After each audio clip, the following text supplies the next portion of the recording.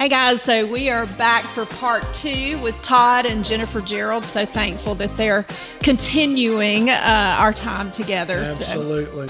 Well, when she told me this stuff, suddenly my idol, this picture of Jennifer that I had was shattered. Yeah. And I was very angry about it. I was angry at her. I was angry at how dare you destroy my idol? You're not supposed to be able to hurt me. Yeah, and you know what? That I love that you said that, because really that gives me a thought that I haven't had before, and that is I really did have Chris as an idol. I mean, he was a perfect guy, and even to the point where I was a little floored he was interested in me because I knew me. Well, and that's kind of, and no doubt and so for I me. had this, and he really was an idol. And when we got married, and I saw that he was not perfect, He could hurt you. I And got would. angry too. Yeah. I got angry too. I acted out and got angry and all the things. I love that you said that, because I've never really thought of it in that way. But I was angry that my idol was gone. Well, and what happened with her is my depression came back, and I dealt probably with some of it too. much more intense. I don't know if it was much more. It was intense. It was much way shorter more intense. lived, but I got very OCD and accusatory, and she was scared of me during the few weeks that this was kind of going on. But at some point, God broke me of that, and I realized I haven't been loving her. I've been loving an idea of her. I mean, and we had forgiveness. Now, I will tell you that it's still painful for me to hear that she was at that place, and it's still painful for me to think of somebody else being attractive to my wife. I mean, yeah, it's just because I still have the me monster in me, and I still don't want to let her be human sometime. You know, I mean, but it was, but God used that to say, no, she's a person like you know, broken and fallible and able to harm you just like you harm her. But go ahead. So at that moment when he said, I don't want any secrets between us, the Holy Spirit immediately told me, You need to tell him. Tell him. Right.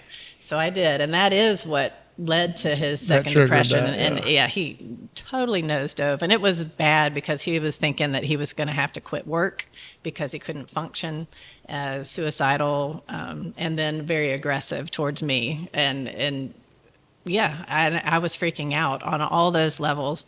And I distinctly remember driving through our neighborhood. I'm just sobbing because now everything, I obeyed the Lord. I told the secret, and then everything It's is falling worse. apart. It's worse. Right. And this time I feel like Jesus yelled. Not that he normally does, but I was sobbing so loud, and he just said, stop. And so I instantly stopped. I'm like, what? And he said, this isn't about you. I'm like, really? He's like, yeah, I'm doing a work in your husband. Would you let me do it? That makes me want to cry. And I'm like, well, yeah, if I know that that's what you're doing, then I can, yes, I can And I handle can chill. that. Yeah. Yes. So even though it did persist for another couple months and it was still very scary, I knew that the Lord was working. He had told me he was. And that definitely gave me got me. confidence too, just throughout the rest of our marriage. And even with our girls, we've all had our daughters have had periods of time away from the Lord. That realization that Jesus is fully aware of what's going on in all of our hearts, and in it. He's working. In it. Yeah. And I don't need to get in the way. And don't need to I freak think out. that is where the me monster comes up, is thinking that we need to handle this. Yes. You know, and I'm not saying like put your head in the sand. I'm talking about a spirit of peace in knowing that God But truly is in trusting control. oriented, Right. yeah. Like I think I would have told you at one point that I was letting God handle it, but really I just had my head in the sand and didn't want to deal with anything. And so this is very different because it is a Holy Spirit powered spirit of peace that comes when we truly trust and obey. So anyway, I just want to clarify that, but like that's just so cool that like you got that, because I spent a lot of time getting in the way of things that God was doing because I just was going to handle it myself. Yeah. And I think that actually another kind of point that I think might tie into a lot of what we're wanting to ultimately finish with today, I know we're getting long, is this generation. You and I talked about this last Saturday. This generation that we're in now, everything has been instantaneous for them. I mean, we didn't have microwaves when we were young. Yeah, when we were little. We got those when we were probably in high school. Yeah. I heated up my pot pie in the oven. Yeah, exactly. We didn't have phones. We didn't have Google. We had the encyclopedia or the... Well, we had phones. They were just on the wall. Right. Yeah. With a long cord. To a If cord. you were at a really Personal phones. good person, like you thought, hey, they've got that long cord. I know. I got one in my it's not bedroom, even and I tangled. thought, oh my goodness. We would go to the library and go to the Dewey Decimal System and look up books, to find information, or the encyclopedia. I mean, you didn't have this instant access. And so I don't blame the current generation for having expectations that things should happen instantaneously. But in Jesus telling Jennifer, stop, this is something going on, that didn't happen quickly. None of it did. And it's been continued. And it also, there are ebbs and flows to You're things. saying the work he was doing in you didn't happen quickly. It was, No, I mean, she stopped. I mean, honestly, I stopped crying. I stopped freaking out. Okay. And I began trusting that God was at work. But you're saying, but no, there was another 10 years. Yeah, 10 years. Another 10 years following that. You would see some progress, and then you'd see failure and progress and failure. And I think that that's a very important thing for people to realize, that it doesn't, there are spiritual highs, and there are monumental moments that big change happens. Mm-hmm. But that's probably the rarity. Yeah. Most of the time, this is Baby work. steps. It is work. It's hard, and it takes time. Again, otherwise, let's just zap us all up to heaven. Well, and a lot of times we're the reason, or the me monster is the reason that it takes so much time. It absolutely is. And we will see Jesus clearly and pursue him, and then see this thing over here that is an easy way of getting some affirmation or whatever Cheap else, soothing, and run yes. after that.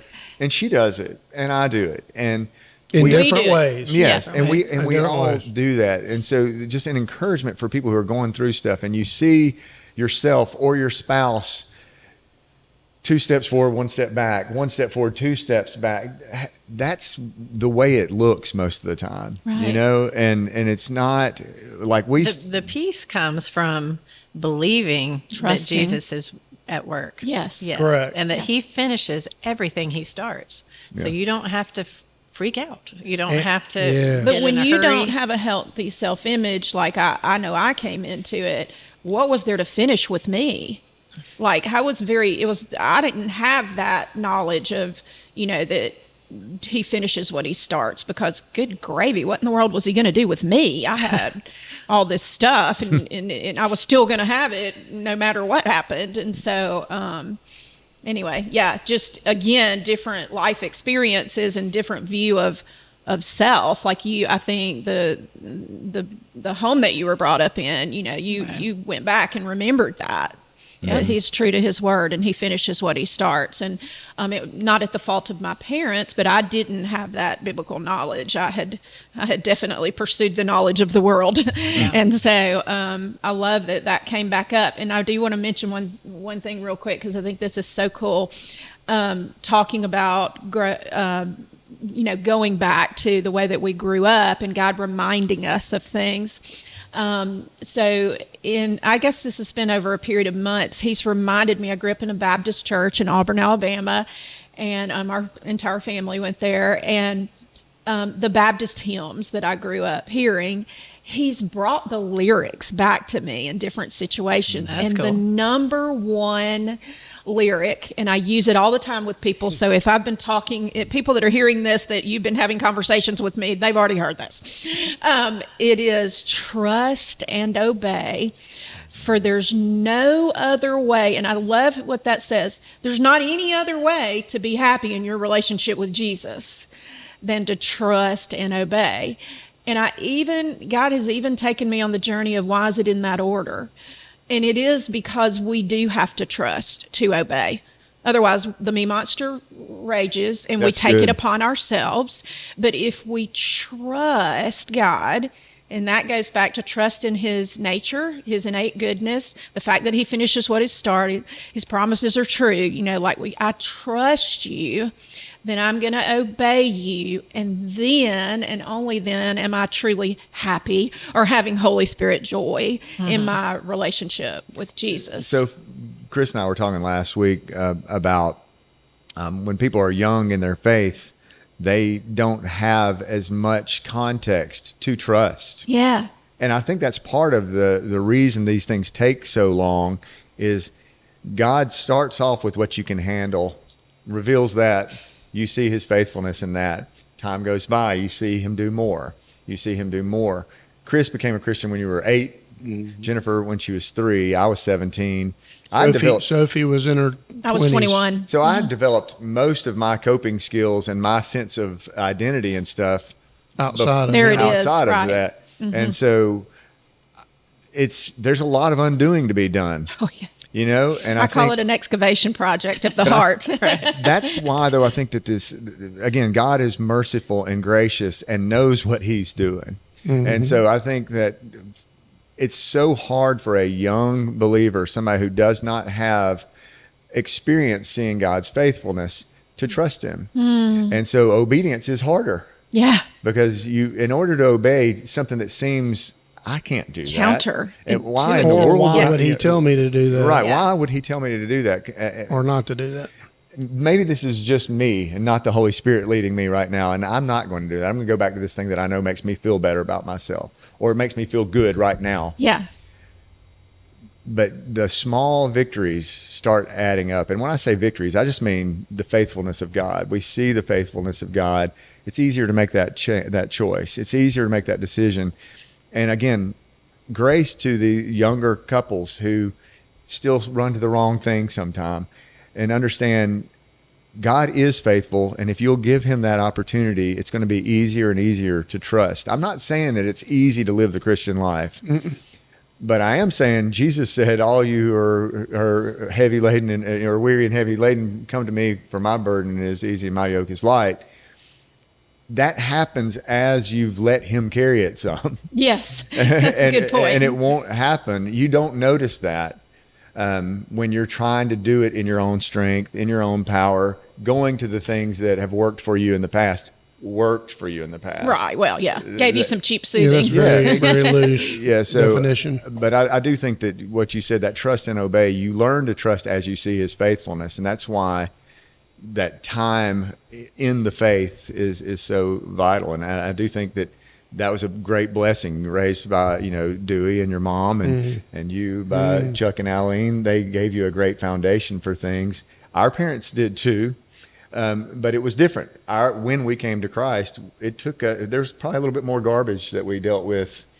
Well, and both of their parents were in the ministry too, so they were surrounded by it all the time, So we had to, so we ended up getting to work through what is called a religious spirit that can happen and personality influences that, families of origin, like we're saying.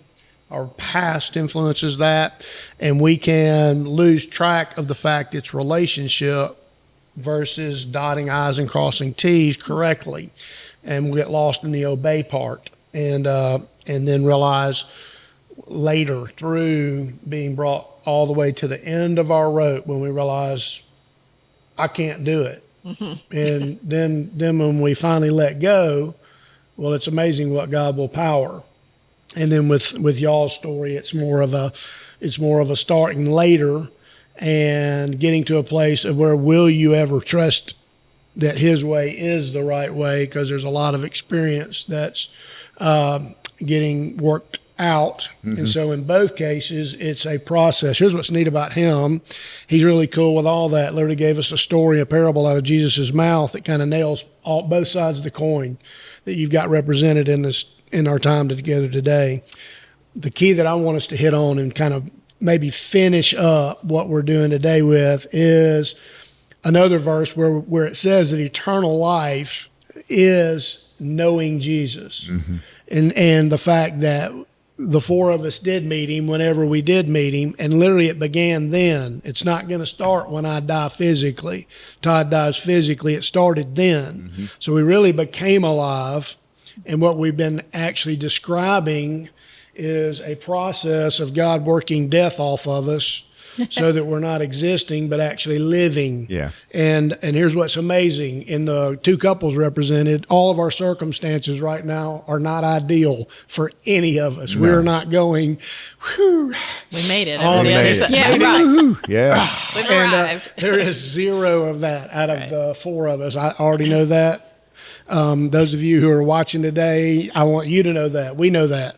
But what we do know more fully than we've ever known is that we're experiencing eternal life, and that it's really rooted in this 24-hour segment that starts over again every 24 hours. And within that, we literally start living because we rest first. And then we wake up and are conscious, and then we're real intentional about engaging relationally with him and making ourselves available to hear him now more than we probably ever have, and want to hear him clearer, and we're in his word, and then we're spending this time with him, which it begins to allow us to get ourselves on the cross of our hearts earlier and more thoroughly and authentically than maybe ever in our lives. Right. And we're all a little more seasoned, and my beard has very little dark in it anymore. And mine wouldn't.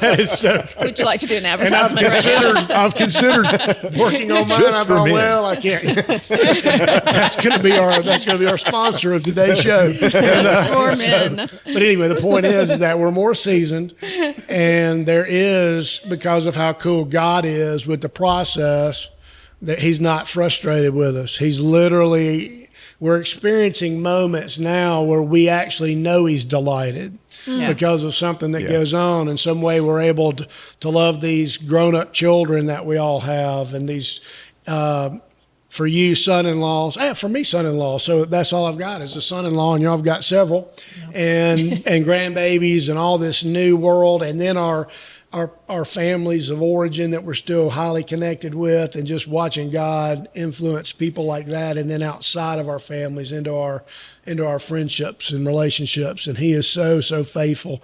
So let's do this. Let's do kind of a succinct communication around what does life look like now.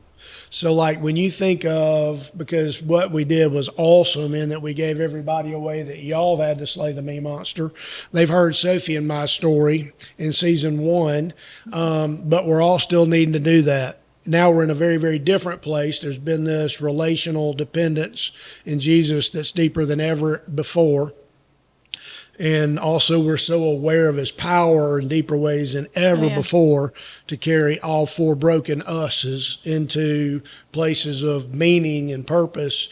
And so what's it look like now? So when you walk now, what's advice or wisdom that you think, or maybe based on experience or based on just spending so much time with him that you now get some stuff that you would recommend to somebody else that's watching today that might be new in the game of being with Jesus, or new in the game of being married and now having their spouse as a mirror, or new with kids, or whatever? What do y'all think? What's hitting you when we ask you that? You, Jen, because you're much more succinct than me.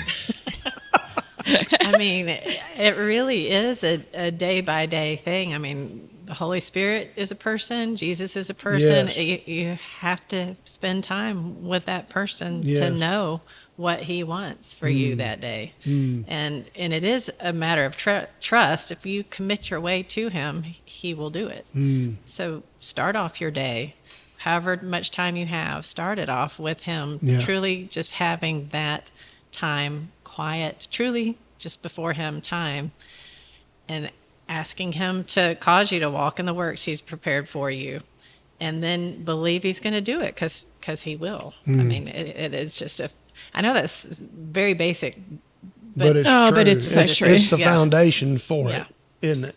It's so Everything else will be pretty shaky if we don't do that time. Yes. That time's critical. It's It's relationship. apparent to me when I do act kind of in the flesh. I hate to use a churchy term, but when I act with a me monster, Yeah. I mean, when it's me, that I have forgotten who I am, you know, I mean that, and you forget who you are when you aren't spending time with him, because he's who tells me He who defines I am. you. Yeah. And so, and I'm not as good about the morning as Jennifer. Mine is usually lunchtime. That's fine. But I do think there is a lot to getting the day started with him. I mean, like just sitting here with y'all now, I'm like, I've got to get back to the morning. It's just because I need it, because I will respond wrongly with me. before lunchtime. Yeah. You know, yeah. And I think that it's just one of those things. I don't think that you need to be legalistic about Nope. it. I do No. think though Absolutely not. that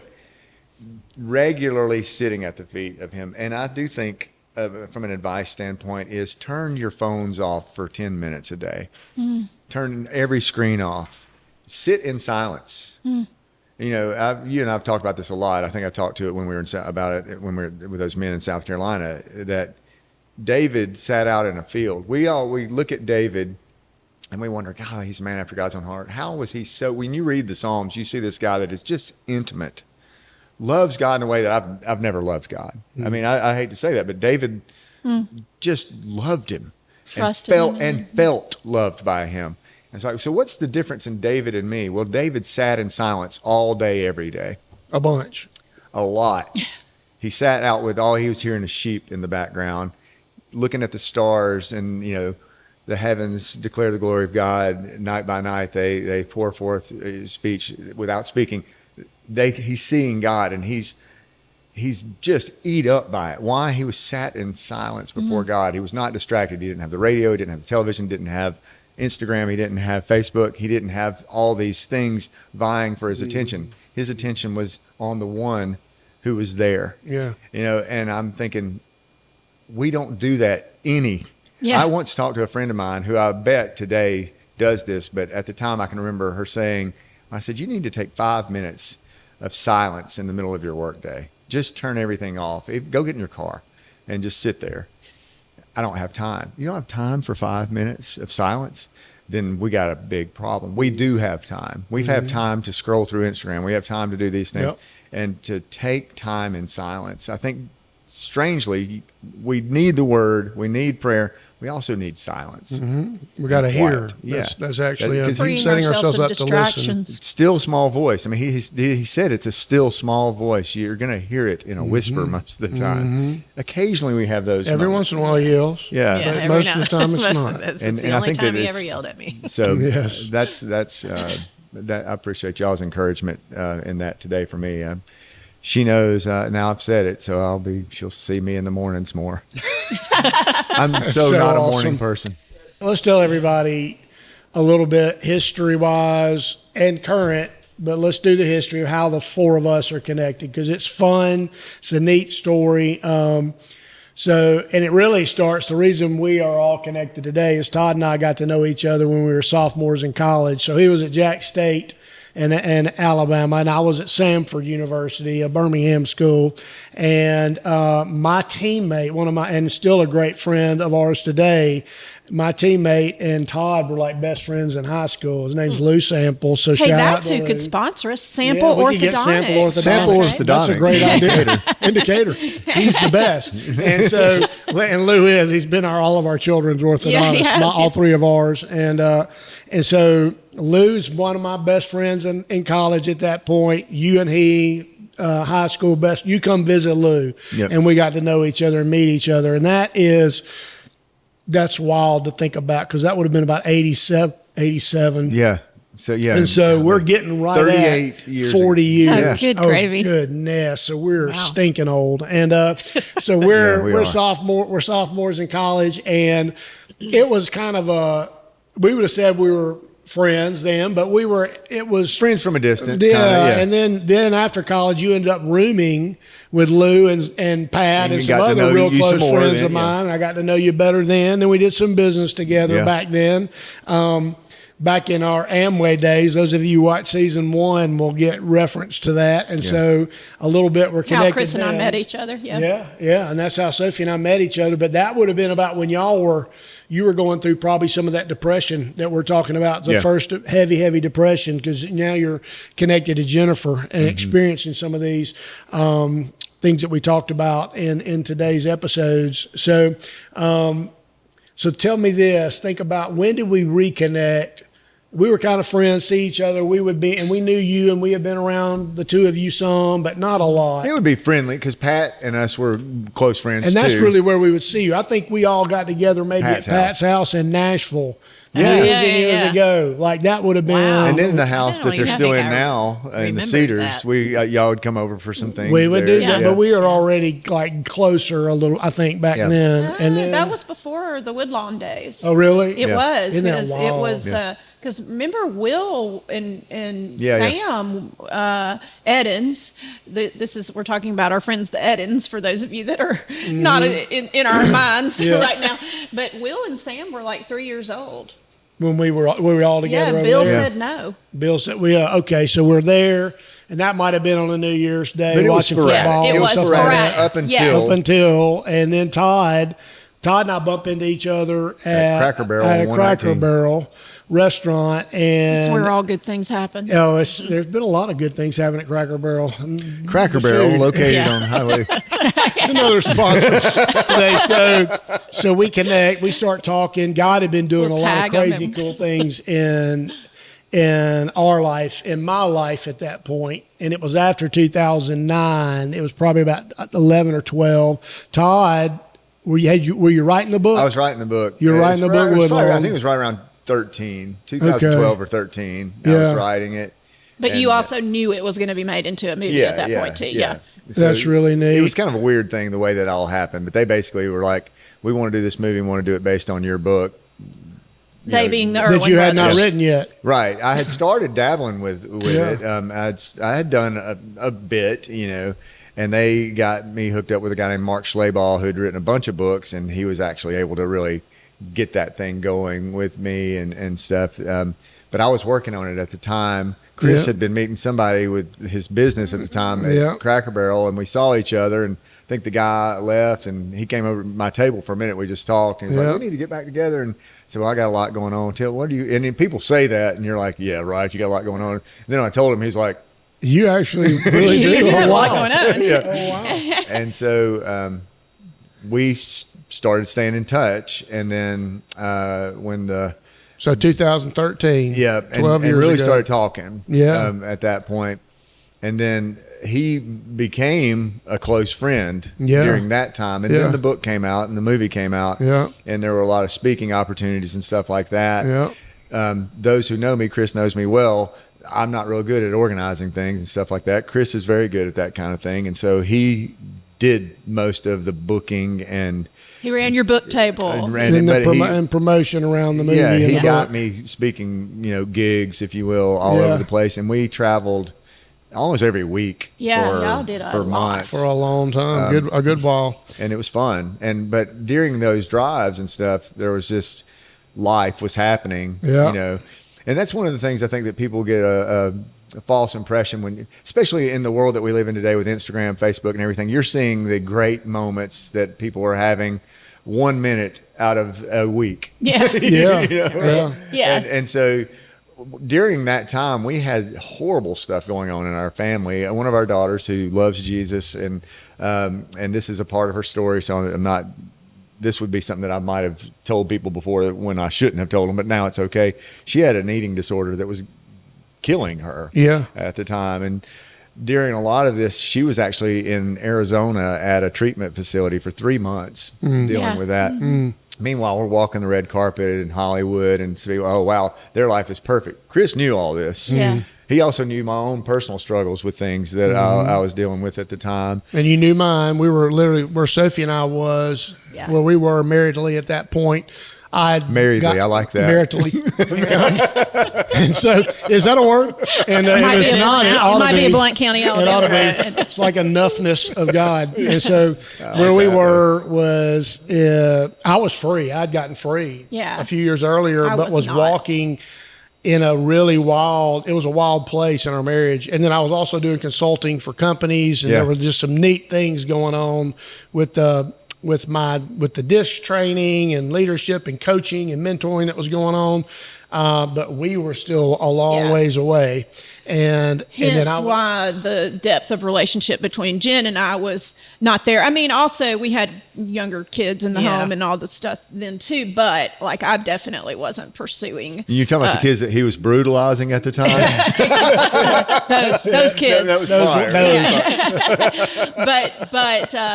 I wasn't pursuing, relationship with anybody. And then he and I at just that got time, close. I wasn't pursuing relationship with anybody either because everything was still so crazy with my daughters. I was in survival mode. Yeah.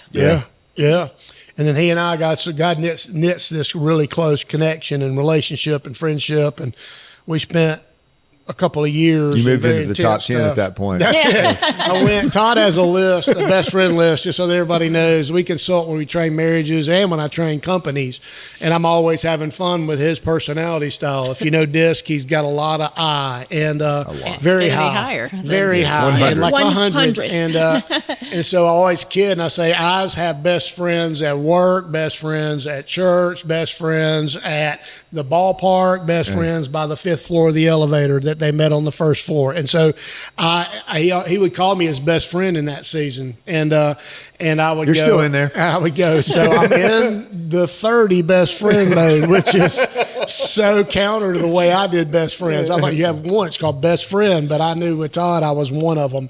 And so we still kid about that today. And so we build a relationship, build a close friendship, and then we start going to church together in 2016, really, at the same church here in the Birmingham area. And they were with us and walked through when Sophie got free, that we spent a lot of time on in season 1 of the podcast. Even the the day of getting free. Yeah, weekend. when the Hosea, when he was preaching Hosea that night, it was just one of the most bizarre things. If any of you go look in the archives of Pastor Chris's sermons, Pastor Chris Church Hodges of the Highlands. at Church of the Highlands, go to highlands.com or whatever and find it's just, if you know Chris and Sophie's story, watch that sermon and think about the fact that they were sitting together in church the night that was. Well, not you were sitting between us, right? And so this is the first Sunday of 2017. Yeah. The first weekend of 2017. And this is what I remember about Todd. Todd was there, and I think probably he had met Chris there. Like there was a reason it was just Todd. I was actually trying to be there without Sophie. Yeah. It was, and then There. I came and brought our youngest son with me there. But undoubtedly, Todd knew everything at that point. He Like did. Chris had told We'd him. been on the phone. I was already there because I was in Highlands College and I was serving that evening. Oh, Because okay. we'd gone to church together that morning. Yeah. Well, we had not But, started Highlands College yet. 'Cause Oh, we just so- started that 2018. okay, but so I you don't were even know why. you were I was there there for some just reason. because I had been on the phone with you a lot Yeah. that I afternoon. think you might have met him there, I to did. go with him. And but when I came in, you hugged me. Yep. And I was pretty convinced that he was going to hate me. Like, and that was the enemy for sure. There were a lot of tears on that row that night, I think. Yeah, there were. There was a cried. beginning process of the whole restoration of us and redemption of us. And so central in that. And then, so we've got some traveling around, promoting around the movie and the book, and we've gotten to know, be together, the four of us some. And then when that process happened with our marriage, y'all are there, and then we're meeting even more together and talking this and communicating these dynamics, And marriage-wise. y'all started going to Highlands College together. Then Todd and I went through Highlands College together, started that together in 2018.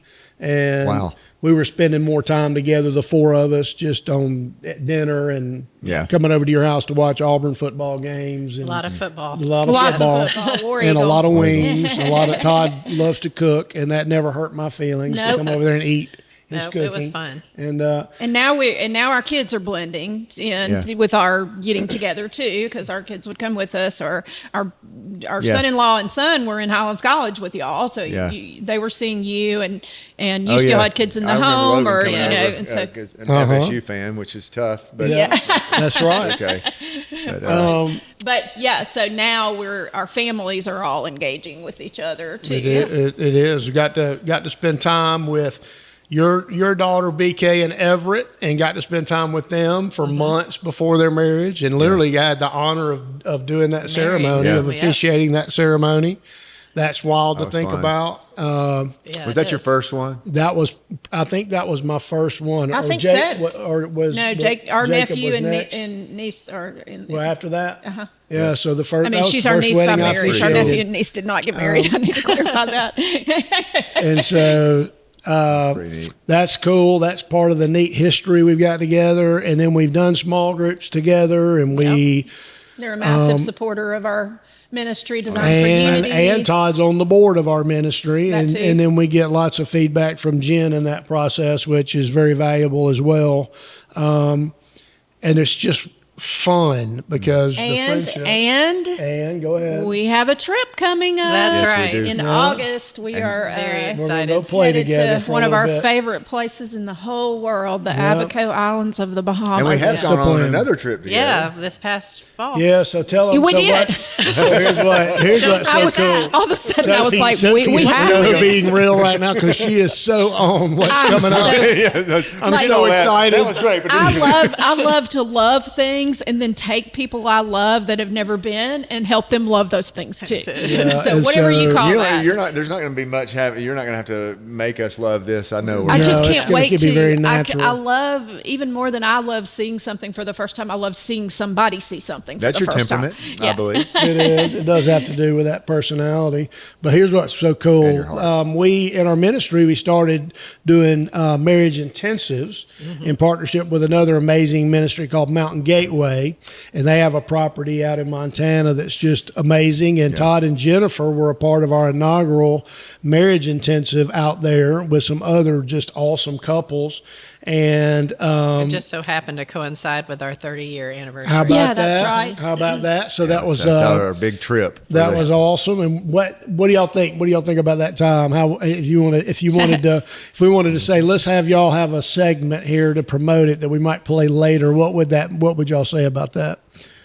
I would say that it definitely was intense. Yes. it lived up to its name, but it was great because not only was the teaching good, but going through it with other couples who are learning the material and then dialoguing about it was very helpful. But also they created some good time for processing alone with the Lord and then together with your spouse that you just don't get. Yeah. Yeah. In like a weekend marriage conference or whatever, you just don't have that opportunity. But this was built into the curriculum, and it was very effective. That's awesome. Yeah, and also just a plug for Dusty and Ann. I mean, they're just another couple who helps in the facilitation board, of everything. Who are on the board and a part of that ministry and just amazing. and a couple of things about them. One, just tremendous amount of wisdom. Yes. Yeah. Two, they're just great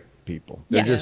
just really good people and very real. And so so the people running it and leading it. First of all, there's no fluff. It's they're very real people. So you guys and Dusty and Ann doing that together, I think is great.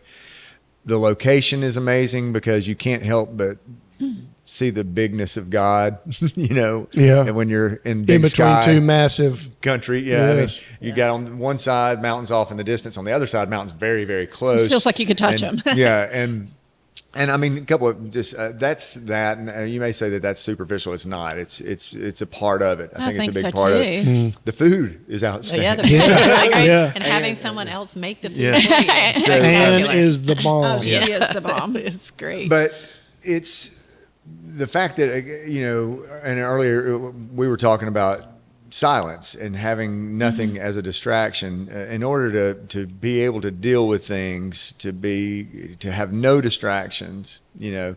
And it's funny because it is intense. Jennifer said, you know, that's an intensive is a good word for it. I don't think any couple out there didn't fight. But they were good fights. There were conflict that got resolved and were headed to things resolve. that needed to be dealt with that you just don't have time to deal with some of the big things sometimes when you're living life. Right. But having, you know, 5 days, it was 5 days? Yeah, 5 days of intensive, of time where you're alone, kind of. But with time dedicated to all of that, is difficult. I can remember we were supposed to get back together somewhere, and we told Dusty or something like, "We haven't finished our fight yet." It was like everybody's finishing their fights right now, you know? And so, but I will tell you that I don't want to emphasize that because I don't want to scare people off who are afraid of conflict. First of all, though, do know this: conflict is inevitable. If you don't go through some of it, you're never going to get where you need to go. It's its own conflict if you don't go through some of it. You have to. And it's the only way that you come to places of understanding. But there's good fights and bad fights. These are good fights, you know. But it's also incredibly sweet and good, and I said this before, but it's the best investment in my marriage I've made in 30 years. I mean, it was just, and it is an investment. It's an investment of some money. It's an investment of some time. And it's an investment of your heart. Of your heart. I mean, it really is. But that's who I want to know her heart more. And I think that intensive was a good part of that. I do know her heart better as a result of that, and she knows mine better as well. So, so it's a catalyst for that, which is awesome. And we're so glad y'all were a part of that with us. It's a special memory, and we have a lot of those, which is pretty neat. And so there's so much more to come. We're so excited about just continuing relationship, continuing to walk out the journey together, and excited about what's happening in your family and what God's doing in ours. And we're excited to be able to share with all of you just what we did. And so we're going to keep walking this Slay the Me Monster journey out, season 2. We're so thankful for Todd and Jennifer being with us and sharing their lives, very real. I'm so excited you got to know them in the way you did. And we're looking forward to more. So